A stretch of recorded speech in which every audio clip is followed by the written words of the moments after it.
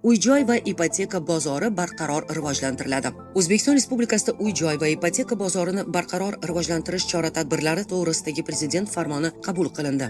Farmonga ko'ra quyidagilar uy-joy sohasini barqaror va muvozanatli rivojlantirishning asosiy ustuvor yo'nalishlari etib belgilandi. Jumladan, yangi O'zbekiston massivlarini barpo etish ishlarini izchil davom ettirgan holda, uy-joy fondida zamonaviy uy-joylar ulushini 2040-yilga qadar 50% ga yetkazish, uy-joy qurilishi sohasini uy-joyning yagona hayotiy sikli tamoyili asosida kompleks isloh qilish va uni amalga oshirishdagi to'siqlarni bartaraf etish. Farmonga ko'ra, qurib bitkazilmagan uy-joylarni birinchi navbatda qurilishga jalb etish, shuningdek, ekologik toza mahsulotlardan foydalanib, uy-joy infratuzilmasini oldindan barpo etishni nazarda tutadigan kompleks qurilish tamoyili asosida uy-joylar qurilishini tashkil etish tartibi joriy etiladi. Kompleks qurilish tamoyili doirasida quyidagilar ta'minlanadi. Jumladan, kompleks qurilish dasturlarini faqat ochiq va batafsil ishlab chiqilgan rejalar asosida tayyorlash, loyihalarni amalga oshirishda hududlarning kelgusidagi ijtimoiy ehtiyojlarini inobatga oluvchi kompleks yondashuvdan foydalanish.